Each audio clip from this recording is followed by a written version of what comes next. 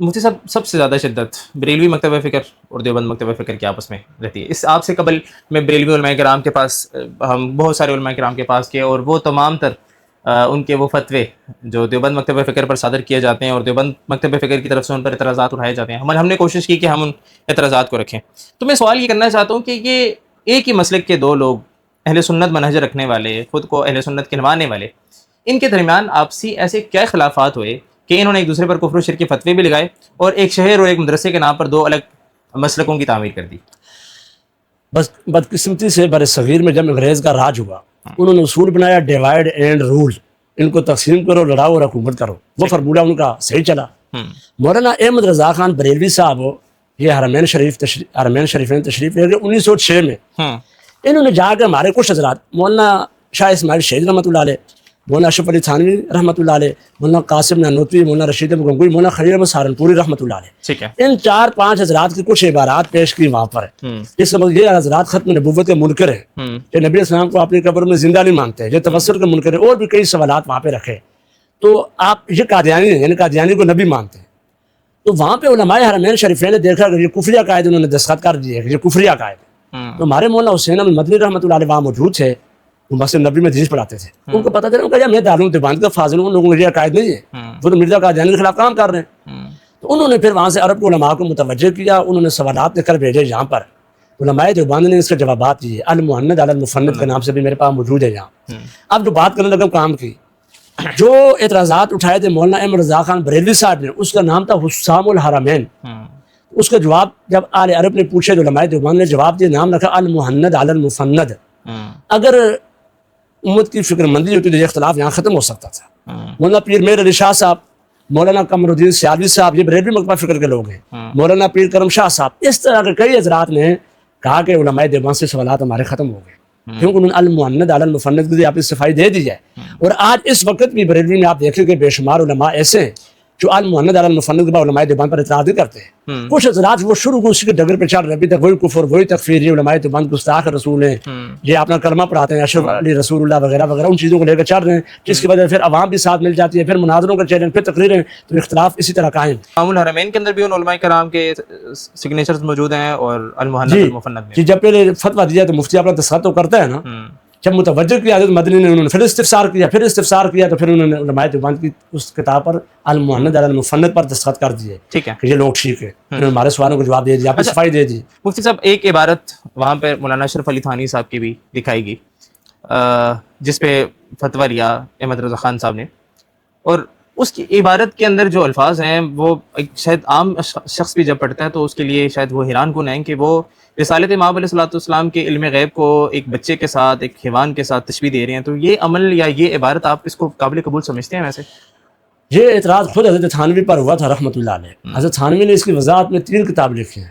اچھا، بسط البنان ہے، توضیح البیان ہے، ٹھیک ہے. اس کے جواب میں جب ایک عالم سے اس کی عبارت کے بارے میں پوچھا جائے، اس عالم کا علم بھی مسلم ہو، اس کی کتابیں 1400 کتابیں لکھی ہیں، ایسا ہی ماشاء ٹھیک ہے، اور ان کا تصوف کا حلقہ بہت وسیع ہے، وہ اپنی صفائی بھی دے دیتے ہیں علم کی روشنی میں. اس کے بعد بھی وہی ڈنڈورا پیٹنا کہ نہیں یہ عبارت کفر ہے، اس پر صفائی کیا دیتے ہیں؟ گستاخانہ ہے. دیکھیں انہوں نے علم غیب سمجھانے کی کوشش کی. علم غیب سے آپ کیا مراد لیتے ہیں؟ آپ کے نزدیک اگر آپ یہ کہتے ہیں کہ اللہ تعالیٰ نے ان کو کچھ چیزیں بتا دی ہیں، تو کچھ چیزیں تو یہ اتنا، اگر کچھ بتانے کا نام علم غیب ہے تو کچھ تو اللہ نے ہر ایک کو بتایا ہوا ہے. دیکھیں نا، اللہ نے نبی السلام کو فرمایا وَعَلَّمَكَ مَا لَمْ تَكُنْ تَعْلَمْ، جو آپ نہیں جانتے تھے اللہ نے آپ کو وہ سکھایا ہے. یہ الفاظ امت کے بارے میں وَيُعَلِّمُكُم مَا لَمْ تَكُونُوا تَعْلَمُونَ ہے نا، کہ جو تم نہیں جانتے تھے اللہ نے اس چیز کی تمہیں تعلیم دی، پیغمبر اس چیز کی تعلیم دیتا ہے. تو اگر کچھ بتانے کا نام علم غیب ہے تو پھر یہ پیغمبر کے ساتھ خاص نہیں ہے، یہ تھوڑا تھوڑا ہر ایک کو بتایا ہوا ہے. ہاں یہ ہے کہ پیغمبر کے علم غیب زیادہ ہوگا دوسروں کا کام ہوگا. اور اس چیز کو سمجھا رہے ہیں کہ کسی کو علم دینے سے مراد علم غیب نہیں ثابت ہو جاتا. آپ نے بھی خود فرمایا کہ پیغمبر کا علم غیب زیادہ ہوگا اور دوسروں کا زیادہ ہوگا، پھر اس کے بعد بھی حضور نبی کریم علیہ الصلوۃ والسلام کو علم کو جانوروں کے علم کے ساتھ تشبیہ دینا کیا ٹھیک تھا؟ جانوروں کے ساتھ تشبیہ نہیں دی، حیوان لفظ استعمال کیا. تشبیہ اس بات میں دی ہے کہ کسی کو کچھ تھوڑا بہت بتانے کا نام علم غیب ہے تو یہ سب کے پاس. میں ایک مثال کے طور پہ بات کرتا ہوں، آپ سے لے لیتے ہیں. مفتی تقی عثمانی صاحب آپ کے کافی پسندیدہ ہیں، بلکہ ہم سب کے پسندیدہ ہیں، کیونکہ وہ ایک علمی شخصیت اور کام بھی کرتے ہیں. وہ ایک بڑے عالم دین ہیں. یہی سوال ہم مثال کے طور پہ وہاں پہ رکھتے ہیں، کوئی ہم سے پوچھا ہے کہ مفتی تقی عثمانی صاحب کیا آپ عالم ہونے کے قائل ہیں، ان سے محبت کس لیے کرتے ہیں؟ میں کہتا ہوں میں ان سے محبت اس لیے کرتا ہوں کہ وہ بہت بڑے عالم دین ہیں. مجھ سے کوئی سوال کر لیتا ہے کیا مفتی تقی عثمانی صاحب کے بعد ہر چیز کا علم ہے، تو میں تو یہ کہوں گا نہیں، ہر چیز کا علم تو اللہ کے پاس، ان کے پاس نہیں ہے. اور وہی یہاں پر یہ مثال اٹھا کے مجھے یہ کہہ دے کہ پھر اس میں مفتی تقی عثمانی صاحب کا کیا وہ کمال ہے. یہ اس طرح کا کچھ چیز کا علم تو ایک تو گلی میں چلتے شخص کو بھی ہے، کسی جانور کو بھی ہے، تو مفتی تقی عثمانی صاحب اور جانور میں کیا فرق ہے؟ یہ تشبیہ میرے نزدیک تو، میں اگر آپ مجھ سے پوچھتے ہیں تو میں ایک عالم دین کی توہین سمجھتا ہوں کہ ایک عالم دین کو آپ گلی میں چلے ایک عام شخص کے ساتھ یا کسی جانور کے ساتھ جوڑیں، تو آپ اسی مثال کو اٹھا کر یہاں پہ جوڑیں کہ اب حضور نبی کریم علیہ الصلوۃ والسلام جب ہم جن کا ذکر کرتے ہیں تو ہم اپنا سر جھکا لیتے ہیں اور درود کے بغیر ان کا نام لینا مناسب نہیں سمجھتے. تو آپ مجھے بتائیں کہ ان کا ذکر کرتے وقت آپ ساتھ حیوان کو ذکر کرتے ہیں، جبکہ آپ نے خود بیان فرمایا کہ حضور کا علم زیادہ ہے ایک عام بشر کے بنسبت، تو بہت ہی زیادہ ہے نا، جو چیزیں ہمیں نہیں پتہ وہ علیہ الصلوۃ والسلام کو پتہ ہے. پھر اللہ تعالیٰ نے نبی علیہ السلام کو اتنا علم دیا، وحی کا نزول، پورا قرآن، اس کے علاوہ اسرار اور رموز کیا کچھ ہے. اس کے باوجود قرآن مجید میں نبی علیہ السلام کے لیے عالم الغیب کا لفظ استعمال کیا گیا، نہ عالم کا لفظ استعمال.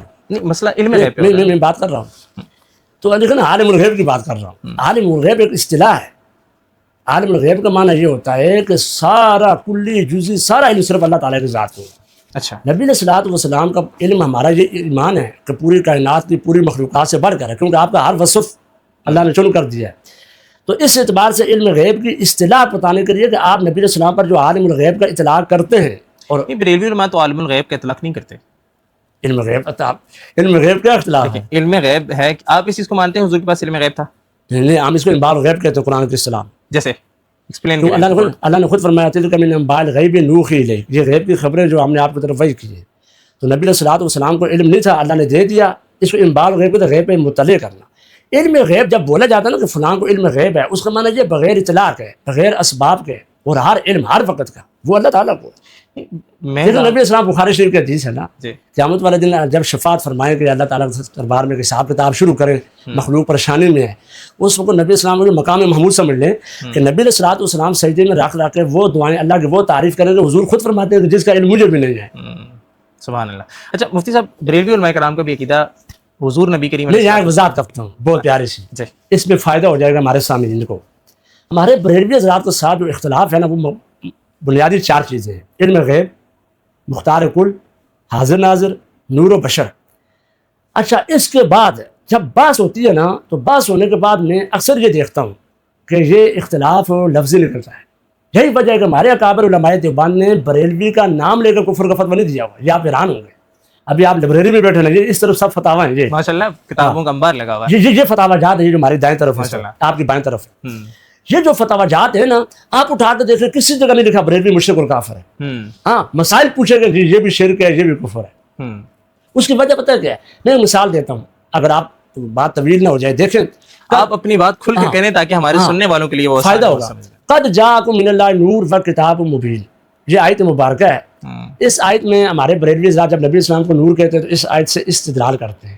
یہی بات ہے. میں آپ کی بات کٹ کر رہا ہوں. اگر ہم، کیونکہ علم غیب والی بات چل رہی تھی، ہم پہلے اسی کو مکمل کر کے آگے چلے جائیں تو زیادہ بہتر ہوگا. ہم علم غیب والی بات کر رہے تھے. آپ نے جو لفظی بات کی، میں اس پہ آپ کے ساتھ اتفاق کرتا ہوں کہ یہ یہاں پر لفظی ہیر پھیر کے علاوہ کچھ بھی نہیں ہے. جس طرح آپ نے بتایا کہ ہم اس علم غیب کو مانتے ہیں جو اللہ تبارک و تعالیٰ کی طرف سے وحی کیا جاتا ہے.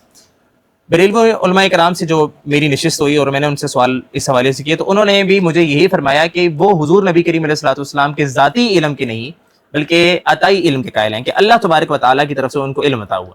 تو پھر یہ اختلاف کیسے ہوا؟ دونوں کا موقف تو ایک ہی ہے. میں آپ نے یہ بات نہیں ہے، آپ ہدایت کے بخش دیکھیں اور مولانا مفتی عمر اشرفی کی کتاب ہے مقیاس انفیت، اچھا اس کو بھی آپ دیکھیں. وہ آج کل کے بریلوی جو ہمارے ساتھ بات کرتے ہوئے وضاحت دیتے ہیں، یہ وضاحت ان کی کتابوں میں نہیں ہے اس طرح.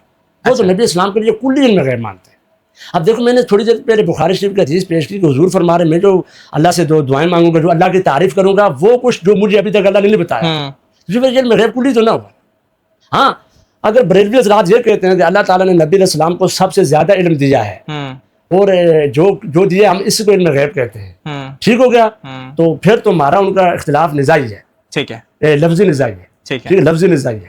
اور لفظی نزاعی سے مراد مطلب یہ کہ وہ اصطلاح اور بولیں گے مراد وہی جو ہماری ہے، ہم اصطلاح اور بولیں گے مراد وہی جو ہماری ہے. ٹھیک. اچھا، اس میں نا وہ ایک آپ نے بات کی، تو وہ ایک بات یہاں تک مجھے بتایا کہ وہ یہ کہتے ہیں کہ ما کانا وما یکون، یہ استعمال کرتے ہیں کہ جو کچھ لوح قلم پر لکھ دیا گیا ہے اس چیز کا علم حضور نبی کریم علیہ السلام کو ہے. آپ اس بارے سے کیا رائے رکھتے ہیں کہ نہیں ایسا نہیں ہے؟ ہمارا عقیدہ یہ ہے، اللہ نے آپ کو وہ کچھ دیا، وعلمک ما لم تکن تعلم وکان فضل اللہ علیک عظیما. ماشاءاللہ. یہ آپ پر اللہ کا فضل ہے اور بہت عظیم فضل ہے, بہت زیادہ فضل ہے. اس کے ہم قائل ہیں, اس کے بریلوی بھی اسی کے قائل ہیں نا. پھر اگر اس علم غیب کا نام دیتے ہیں یہ وہ الگ بات ہے. ماں کہاں ماں یکون کا مانا یہ جو کچھ ہو گیا, جو کچھ ہونا ہے سب کا علم حضور کو دے دیا گیا, اس کی ہم نفی کرتے ہیں. مفتی صاحب آپ نے کہا کہ آپ اس کی نفی کرتے ہیں, لیکن اگر ہم ملا علی قاری رحمۃ اللہ علیہ کو دیکھتے ہیں, ان کی کتاب ہے, وہ اپنی اس کتاب کے اندر لکھتے ہیں کہ حضور نبی کریم علیہ الصلوۃ والسلام کو جو کچھ علم ہے وہ لوح و قلم کی صرف ایک سطر ہے. تو اگر یہ جائز نہیں ہے تو پھر ملا علی قاری بھی کیا فتویٰ لگائیں گے؟ اسی طرح امام طبری اور امام بغوی وہ علامہ کا معلم تکن تعلم کی تفسیر میں لکھتے ہیں کہ آقا علیہ الصلوۃ والسلام کے پاس ما کانا اور وما یکون کا علم ہے. وہی جو وہی کے ذریعے بتایا گیا, ماں کانا ماں یکون کا یہ نہیں ہے جزئی علم سارا.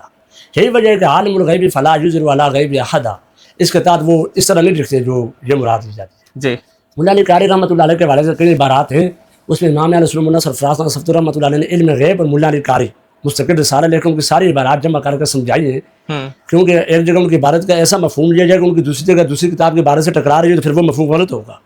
ان کی عبارات کا ایسا مفہوم لیا جائے جو ان کی آپس میں تضادات ثابت نہ ہو. ٹھیک ہے. اگر کوئی عالم یہ کہتا ہے نبی اسلام کا ماکان ما یکون کا علم ہے, وہ عالم دوسری جگہ یہ کہتا ہے کہ نبی اسلام کا علم غیب نہیں ہے, اس کی عبارت کا کیا مطلب ہوگا؟ جو ماکان ما یکون کا علم ہے وہی والا جو اللہ نے گزشتہ علم دیا, جو آئندہ اللہ نے دے دیا وہ ہے. اس کو دی اینڈ آف سٹوری ایسی کر لیتے ہیں کہ آپ یہ کہنا چاہ رہے ہیں کہ اگر کوئی یہ کہتا ہے کہ آقا علیہ الصلوۃ والسلام کے پاس عطائی علم غیب ہے تو ٹھیک ہے, اس لحاظ سے حضور کو علم غیب کا کہا جا سکتا ہے کہ حضور کے پاس علم غیب ہے. علم غیب کی اصطلاح میں یہ سمجھتا ہوں کہ پھر بھی استعمال نہ کی جائے. پتہ ہے کیوں؟ اس کی وجہ عالم الغیب قرآن مجید میں اللہ رب العزت کی صفت بیان ہوئی ہے. اچھا ٹھیک ہے, نبی اکرم صلی اللہ علیہ وسلم کے اس علم غیب کے حوالے سے دو مسلمانوں کا آپس میں جھگڑا چل پڑا ہے.